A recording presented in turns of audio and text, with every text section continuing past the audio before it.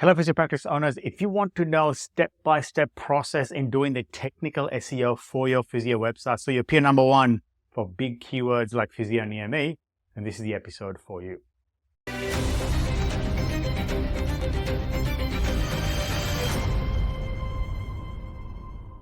Hello and welcome to today's episode. It is called How to Do the Technical Side of SEO, made simple for practice owners, right? Now, this is a very, very big topic. So I just want to cover, why it's important that we really focus on this for physio practices, right? Now, the biggest thing is there are a lot of channels out there to get new patients for physio practice. There's SEO, there's Google ads, there's YouTube ads, there's Instagram ads, organic Instagram, Facebook organic, Facebook ads, YouTube ads, YouTube videos, you name it. There's lots and lots, and there will be more and more channels coming on board where people hang out as well, right? But why technical SEO? Why SEO at all, right? Well, one of the key reasons is SEO still is the gold standard when it comes to advertising for physio practices. The reason being, right now, SEO, it appears in two places. Firstly, in that map pack, right? Whenever you type in a keyword like physio near me, right? The map pack and the actual results, the search results. Those are two areas, right? And obviously SEO, if you didn't know, are the results that are organic or not paid for, or they don't have that sponsored or paid ad or something like that, right? They're the organic results on the map pack and on the results page. So because they are organic, they have the highest level of trust by patients. And because that trust alone, the number of clicks that comes through SEO is very, very strong, all right, for big keywords. And for that reason, SEO is still the gold standard advertising. Now, it's a bit slow to take effect. It can take some time to make things work, but done correctly over time, especially in this technical sense, what you're going to find is that a lot of traffic, trusted traffic that people are actually, the people that come from the traffic actually have great intentions of being a patient. So they have strong intent.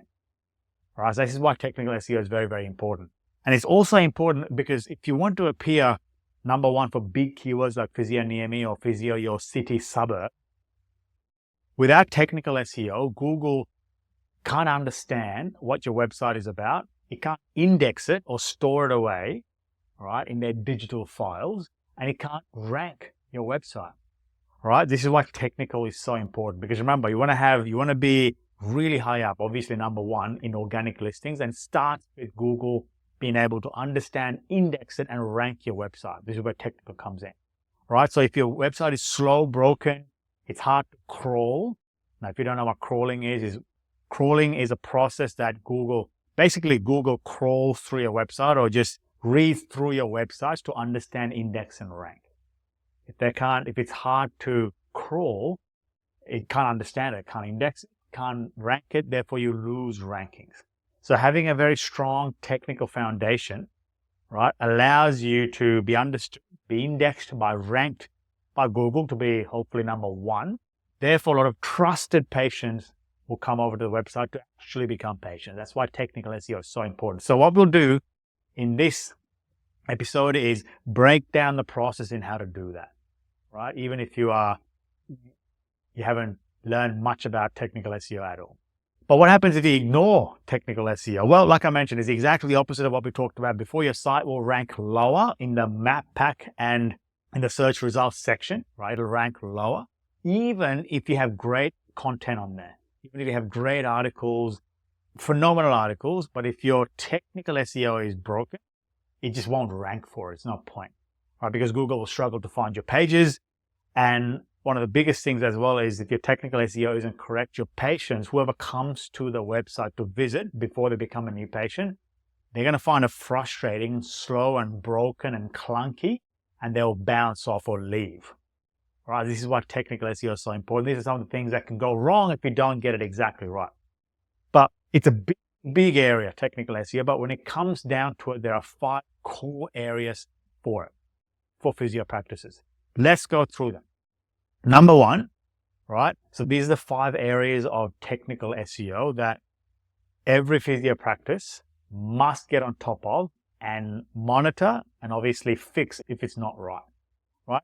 Number one is website speed and mobile friendliness. Now, I'm not going to go into too much detail now, but we'll do that a bit later on. Number 2 is Google indexing and crawlability. Now, this is where, like I mentioned before, Google, how easy is it for Google to crawl through the website, understand it, so it can index to rank it. Okay.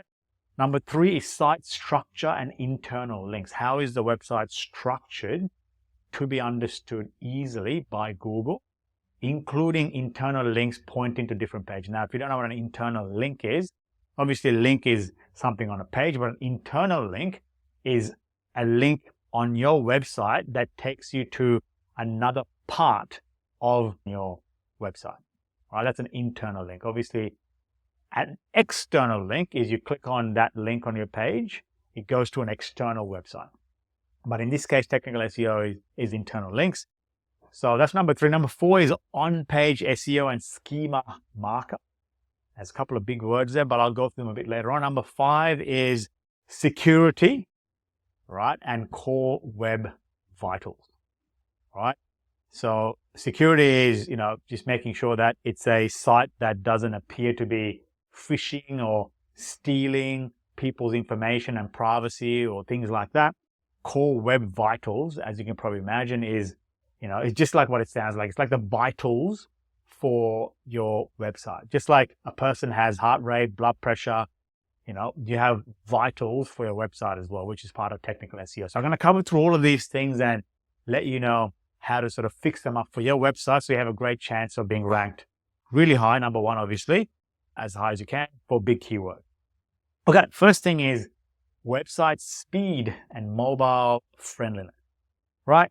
Now, why is this a big thing? As you can imagine, right? So a lot of people, unfortunately, the way it goes, people are becoming less and less patient and they have less time for attention. Their attention span is shrinking by the day. So if you have a slow site, people tend to bounce off or leave the website, and, Google knows all these things. Now, if you're sort of being on Google Analytics, and Google Analytics is a tool that you can sort of monitor all these things, Google knows how well your website is going if you've got Google Analytics installed. Google knows if people are leaving it. If you're bouncing off, that's a strong indication that that page is not doing what it's supposed to do for the person who's come into that page.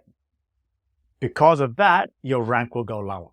Google really does prioritize mobile-friendly website.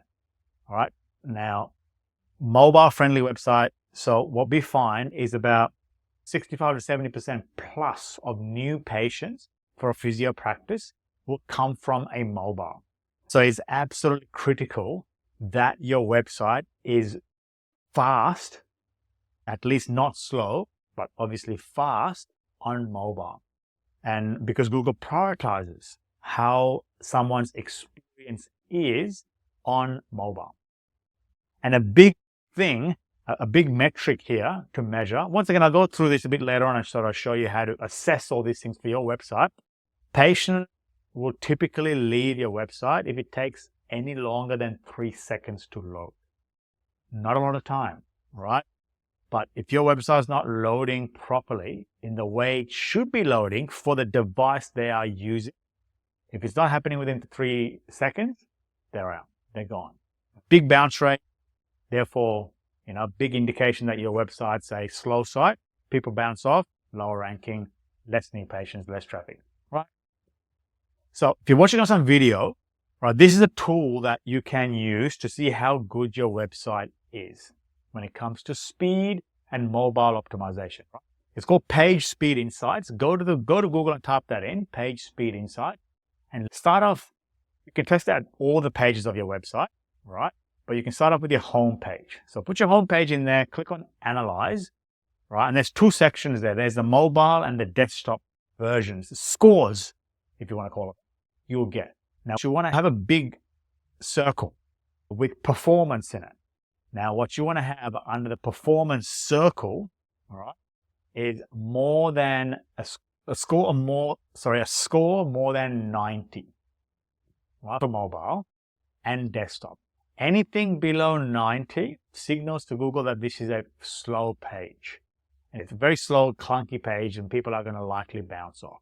So first thing you want to do is go to Page Speed Insights, put your home page in, and see where you're standing then. If it's any less than 90, if you scroll underneath that, it'll tell you all the technical things you will need to do, which we'll cover a little bit in this as well. But there's a lot of technical things which you'll need the help of a web developer to really get in there and fix up, because it can get very, very technical. But I'll just show you exactly all the principles and what you should be sort of looking out for to make sure you get your performance up to 90 and above, especially for mobile. Okay? So here's how you improve speed. So first, you go to Page Speed Insight and have a look at it, right? One of the key things that makes a website slow is images and videos or visual assets that are big and take a lot of time to load. So what you need to do, at the very least, is compress these images. Now, you might wonder, that's going to reduce the quality. It might a little bit, but remember, you need to make sure that your website's fast for mobiles, which is a smaller screen typically. So you don't need to have lots of resolution for mobile to make things work. So this is where you need to compress the images. So you can use tools like Tiny PNG or Short Pixel to literally compress the images to, reduce the size of them to put on your website, which makes it much faster to load. That's a very, very big hack. Now, the other thing, right, it doesn't matter, you can do all this compressing, but if your host, so where your website is stored, if that host or the server is slow, doesn't matter how much you compress, how much technical SEO you do, if the host is slow, you're always going to have a slow website. Okay? So if anything, I would focus on the host first, right? Get a good host, because that eliminates the biggest problem when it comes to slow and clunky websites. Now, we use a server or a host called Fast Comet. They're really, really great. Now, we're not paid in any way by them to mention their name. They're really great. We recommend them for the practices that we work with. In fact, that's where we store our websites. They're really great. But there's obviously lots more out there as well. But whatever it is, get a fast server and a host. What you might typically know as a host, they might market really well, but they might not be great when it comes to speed. So be very, very careful of that. Okay, that's number one. Then have a look at the compressing of the images. And the other thing is minimize redirects and heavy plugins. Heavy plugins. Now, what redirects is you might notice when you click on something, if you have a look at the address bar, it jumps from address to address. All right. Let's just say if you go into thephysiotherapy.com.au or something like that, thephysiotherapy.com, when you go there, it goes to another URL. It goes to another URL. Every time it changes, it's being redirected, right? Which means, you have to go through a trail to get to your main website, which takes up a lot of time, right? So minimize the number of redirects. And on your website on the back end, we recommend, by the way, WordPress, because they're very, very good when it comes to optimizing technically or SEO related optimizations. WordPress is great, but some plugins that you can install on WordPress can be really heavy, slowing the actual website down. So be very careful of the number of plugins and how heavy it can be, because that can really slow down your website. Now, remember, we talked about mobile being a very big place where your patients come from, right? That 65 to 70% of your new patients will come from mobile. So you need to have your website what we call responsive design. So even if they're on a desktop, on a tablet, even if they're on a mobile phone, it'll respond, right? It'll fit, it automatically adjusts to the actual device. It must do that. So check your website, right? If it actually does what it needs to do on all those devices. And the other thing is, when it comes to optimization, right? Have buttons that you need to click on there, make them what we call tap friendly, and make the font readable, right? So ask yourself, when you go to the website, are the buttons easy to click? If they're too small, you might not be able to click them, right? Is the text big enough to be read by your target population? If you have a target population or target market or target new patient who's a bit older, you want to have really large fonts that are in buttons that are very easy to click. Otherwise, it's going to be very hard for them. So you must align your website to your target market, right? And obviously, you need to make sure your website is loading well on 4G and 5G. Once again, this is where you use page speed insights just to make sure that your website is working well. Okay, so next is Google indexing and crawlability. Remember, so this is all about Google's ability to crawl through your website to find out what it's about so I can understand it, so I can index it to help you rank. Okay, so this is how Google finds and ranks your website. Firstly, like I mentioned, Google crawls your website, indexes them, then ranks them. But what you'll find is broken pages, right? Missing links or blocked content, any of that, all right? So you might see like 404 errors. These errors that come up, all right, and links that are missing or the content that is blocked, you're not going to rank them, right? Now, there's a few tools to use for this. I'll just cover them a bit later on, but these are some of the things that will affect ranking of certain pages of your website as well. Okay. Now, if your website's not indexing, you can manually submit your website to be ranked or indexed.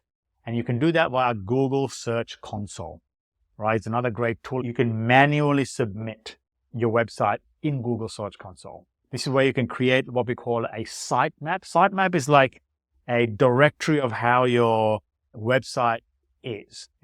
We have a home page, when we have service pages underneath that, we have a pages each, for example, home page, then we have a menu item, right? One of the menu items could be services. Under services, you have all the, physio, massage, lower back pain, blah, blah, blah, blah. Maybe underneath lower back pain, you might have sports related. It's just how it's all related, like a big spider web of how your website is webbed together. Okay. And you can literally check for errors in Search Console, right? It'll tell you exactly what the faults are. So Google Search Console is a great tool for you to go through, have a look and see what the errors are. It's not too complex to use, but some tools you can use that will sort of speed up the process is, you can use a tool called SEMrush or Ahrefs to really audit your website, crawl through your website, see what's happening there in terms of technically. It'll give you exactly what those problems are for you to fix. Okay, that's crawlability and indexability. The third part is site structure and internal links. Why does site structure matter when it comes to SEO and technical SEO? Google ranks better structured sites higher, right?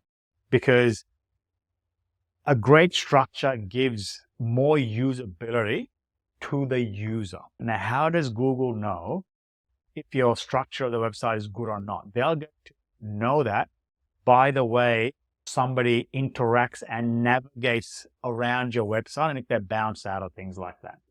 Okay.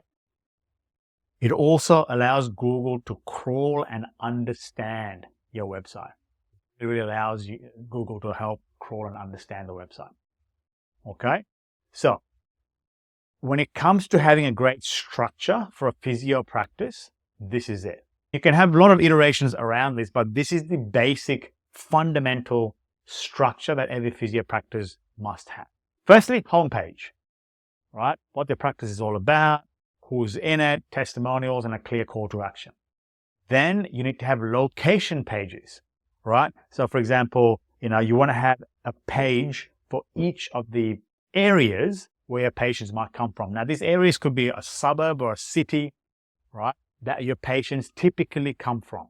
Then you want to have a service page, right, where you list down all the services and a separate page for those services. Now, I like to go to another level here and go, these are the buckets of patients. So, you can't just have a physiotherapy page because physiotherapy is too broad of a term. Underneath that, you're going to have lower back pain, neck pain, head pain, sports injury, In other words, a bucket of patient, right? You want to get down to the bucket level and you want to have a page each bucket of patient, right? So that's a service page, right? The next section is blogs, articles that answer patients' questions, right? So this could be, how does physio help an MCL injury, whatever it is, right? These are blogs and a place where people find answers. And then there's a contact us page, right? This is where they can easily find the details of the practice in terms of address and where to call, email addresses, and actually submit a contact us form, right? That is the minimum standard, absolute minimum standard when it comes to a great SEO structure for physio websites, okay? Now, the next part is internally linking your website, right? Remember, internally linking is where there's a link on your website that takes you to another part of your website, whether it be another location in the same page or somewhere outside that page, but another page on your website. Okay? So you need to have links. And what that does is if you have a lot of links, once again, Google can crawl through these links and understand your website much, much better. Because what you're doing through internal linking is if you're, for example, linking 2 pieces of articles to a certain Book Now page, and if they're all linked, you can literally form an understanding and opinion of a certain route by reading through the content. This is the same thing that Google does. It helps Google understand your website because it can jump from page to page to get a better context for your website or whatever service you're trying to get across. So having internal links for pages is critical. And the other thing is the text that you're linking, these are called the anchor text, right? It needs to be better than click here, right? You need to have what we call keyword rich anchor text. So it could be something like, sports physio treatment. You want to put a link on that to maybe your page that goes to sports physio, right? Things like that. So you want to have anchor text. Avoid click here. Make it a keyword rich anchor text. So the next section is on-page SEO and what we call schema markup. Now let's go through it. So what is on-page SEO? So on-page SEO is basically what we call optimizing titles, headings, and URLs. Okay. So if you don't know what they are, a title is obviously what is a title of a website. So when you type into Google Physio near me, that first line that appears typically in blue, that's the title of the page, right? And what a heading is, let's just say you click on that result on Google and you go to the website, you have headings in that website, right? And typically you have what we call H1 headings, H2 headings, H3. They're all like different levels of headings, right? You want to make these headings very, very clear. So you structure the entire page as well. Once again, Google understands them. You can set tags for them. This is the H1 tag. This is a H2 tag. So Google understand in terms of structure for that page, what's the main topic? What are the subtopics? What are the subtopics for the subtopics, etc. The other part is your URL, right? You don't want to have a whole bunch of letters and numbers in the URL. You want to make it, once again, keyword rich URLs.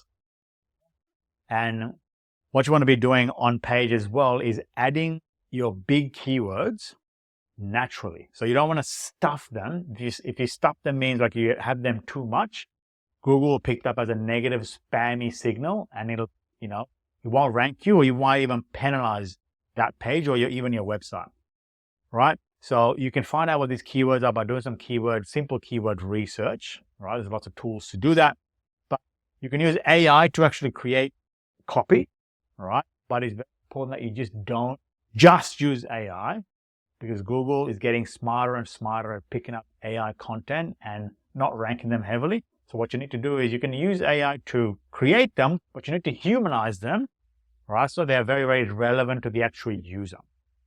And another part of on-page SEO is in your pages, use images and video to really boost engagement. If you have a bunch of words, text, and paragraph in a website, that tends to be a typically not as highly engaging page. So break it up by using images and charts and graphs and videos and things like that to make it more engaging.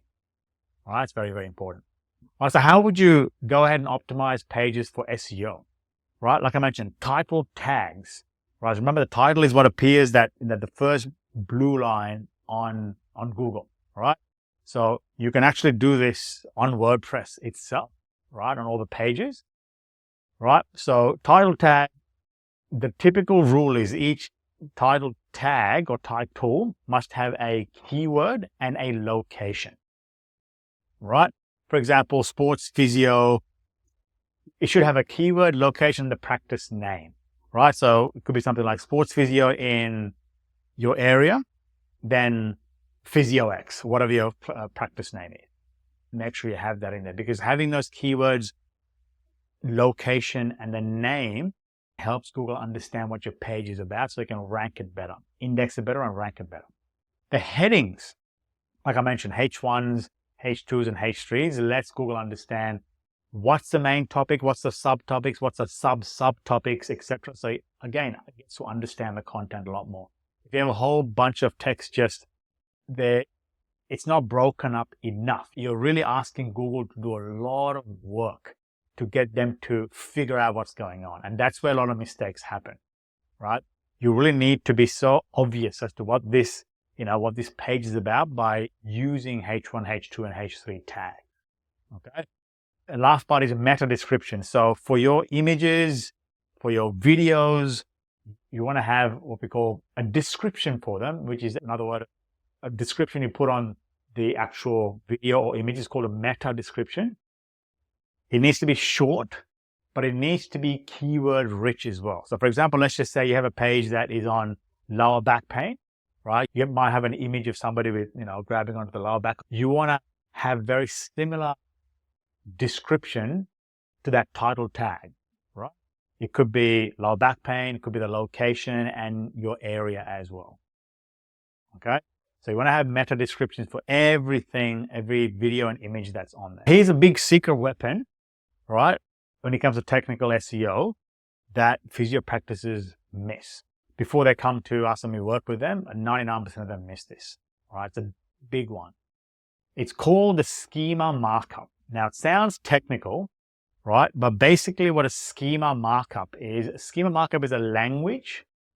It's a particular language that helps Google understand your website. All right. Now, we talked about all the technical stuff like the title tag, H1, H2, all that kind of thing, meta description. But this is a different language. It's like a cheat sheet for your search engines. All right, telling you exactly who you are, what you do, and why you matter, right? When you get the schema markup correct, when it's done correctly, it allows you to appear on Google with what we call rich displays, right? So the content becomes rich of information, right? For example, the things you can have appear on Google when somebody types in, for example, physio near me, is one of the first things is what we call local business schema, right? So this is all about what's the name of your practice, right? And where do you serve? Which areas do you serve? When you do this, when you let Google know through schema markups what your local business schema is, it helps you rank higher in Google Maps and the local search, right? The search results when someone's typing in physio in a suburb. All right. That's number one. That's local business schema. Number two is service schema. So this is where you're telling Google what treatments you offer. All right. Once again, go down to the bucket level. Don't just say physio. Just go lower back treatment, neck treatment, headache. Just go down to bucket level. Now, you might be wondering, where do you do this? I'll give that to you in a second where you do that. Right? But think of all these things first, have a list of them so you can actually put the language in very plain and simple terms for Google for them to help you rank. So service schema is one. Third is FAQ schema. These are the common questions patients might have, right, directly in search results. And it's got to be page specific. So you would have different questions in a lower back pain page compared to, I don't know, headaches, for example. FAQ schema is another one. Number 4 is review schema. So you can add star ratings below search listings. All right. Now, think about that. If you can have a listing and a star rating underneath that, it's a very, very powerful way to get people to see you as an authority and a credible source, right? So review schema is another part of the schema markup. The other one, the last one, is called article schema. So this is where you get to boost blog visibility with your content marketing. And really, there's lots of ways to do schema markup, but the easiest way to do it, there's a plugin called Yoast SEO. Yoast is spelled Y-O-A-S-T, SEO. And you can set it so it does all of these schema markups automatically for all your pages. I would really recommend that you do that. All right, very easy to do. All right, but like I mentioned, 99% of practices don't practice this, and they're missing out on what we call rich descriptions and information in their search result. So we go down to final part, which is the security and core web vitals. All right, sounds very simple, doesn't it? So let's look through it. This is all about, you might have noticed sometimes when you go to a website, it says the website is not safe, it's not secure. And that's primarily because it's missing. The SSL certificate is either missing or it's not working. The primary component that makes a website safe or secure is what we call an SSL certificate. So you need to have that installed and working correctly. Google really does penalize in a big way for websites that are not secure. Because if you notice, when somebody goes into the website of a non-secure website, you probably have been into one or two, right? And literally says this website is unsafe, things like that. It will not let you actually go to the website. That's a poor experience, extremely poor experience, and Google does not like that. It just means that if Google sent you to this website and it's not secure, it doesn't make Google look good. Therefore, whoever's searching on that on Google is less likely to go back again. So they really heavily penalize unsecure sites. The best way to do this is there's lots of places where you can get free SSL certificates. You might want to get a web developer to install this, but you know, Let's Encrypt is a place. But if you type in free SSL certificate, it's a good place to start. But obviously, you want to make sure there's something robust there as well, because some SSL certificates can be a bit less quality, might need a bit more maintenance. So you want to make sure that you get some good quality ones. But either way, getting a good, secure SSL certificate is absolutely critical. Now, core web vitals. Remember, we talked about this really early on. Just like a person, any human being has some big vital signs like, you know, blood pressure, SATs, things like that. Websites have the same. All right. And it uses the health of the website through these core web vitals to determine if it's a website worthy enough ranking high or low or be penalized. All right. Now, the biggest metrics when it comes to core web vitals, once again, you can actually find this out when you go to Page Speed Insights and type in your page. When you run the test, it will give you the core web vitals in there. But the biggest ones are what we call LCP. It's largest content full paint. That basically says how quickly your website loads up. That's a big one, right? Remember, you want that to be under 3 seconds. Anything more than that, people are more likely going to bounce off. The next metric is called FID, or first input delay. So in other words, you know, how quickly does the page respond when you put an input into it? Does it actually respond? So if it's very, very slow, it's very laggy, once again, it's a poor experience. The other metric is called CLS, or cumulative layout shifts, which basically mean there's no sudden content shifts, right? But you probably don't need to know too many technical things about it, but all you got to do is head to Page Speed Insights, put your website in or whatever page you're trying to test, and see what the core web vitals are doing, what the score is, and you know, it'll give you a score. for each of these metrics. Have a look what they are and give you some suggestions as well on what to do through there. If you're technically minded, you can actually go ahead and do that yourself. But I recommend, if you're not technically minded, get a web developer to really look into this, because you want to make sure that your core web vitals doing well. All right, it's very, very important. Okay. Now, last part is tracking and continuous SEO improvements. How do you track your success? There's lots of tools out there, but Google Search Console is a free tool that you can use that it's very, very powerful. It tells you what your rankings are for certain keywords, how many impressions you're getting, how many clicks you're getting, what's your click-through rate, how many pages are indexed, what are the performance issues, core web vitals, the whole lot. So Google Search Console is really, really great to stay on top and have a look at these metrics over time. You can compare different times as well, right? So definitely recommend having Google Search Console and staying on top of that, using that tool to monitor the health of your website. Another tool, if you haven't already used it, you should have this installed on your website, is Google Analytics. All right, so once you have it installed on your website, you get to see a whole bird's eye view of what's happening on the website, what kind of performance, when people are coming, which country, how long they're staying for, how they're navigating to the website, where they're bouncing off, what's the engagement, all the rich stuff that tells you if you're moving things the right way or not. And you can also use tools like SEMrush, right? SEMrush and Ahrefs as well, paid tools to really keep a track of how your traffic's going over time, how many keywords you're ranking for, and your core web vitals as well. But at a very base minimum, the Google Search Console and Google Analytics are free, absolute must to have them on the website. But like I said, paid tools are really, really great because it gives you more insight as to what's going on and what the general trends are of your websites. So SEMrush and Ahrefs are really, really great for that. Okay. But the key thing to remember about SEO is that it's not a one-time fix. It's not like you do all this technical stuff in a one hit and go, you know what, that's it, we're done. No, because things change. Google algorithms changes, what people are searching online changes, the website standards will change, everything will change, and it always will.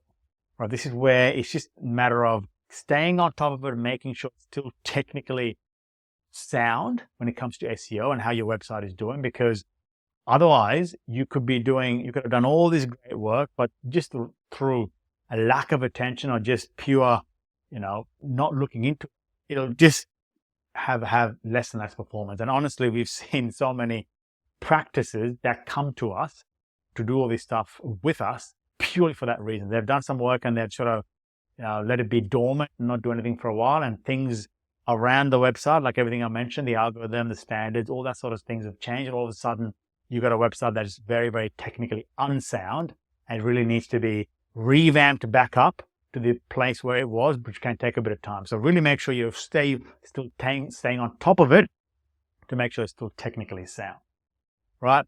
So remember, the more SEO work that you put in, the more trusted patients that will come through to you long term. So I hope that was useful. If it was, there's more podcasts like this and things to download on our website, physiomarketing.co. Go check it out. But if you're like most practice owners, you probably want somebody who's an expert in growing and scaling physio practices, help you implement these things into your practice so you keep growing over time. If that is you, I want to encourage you to go to our website, physiomarketing.co, book a call with us and we can have a chat about it. Other than that, thanks for being here and I'll talk to you soon.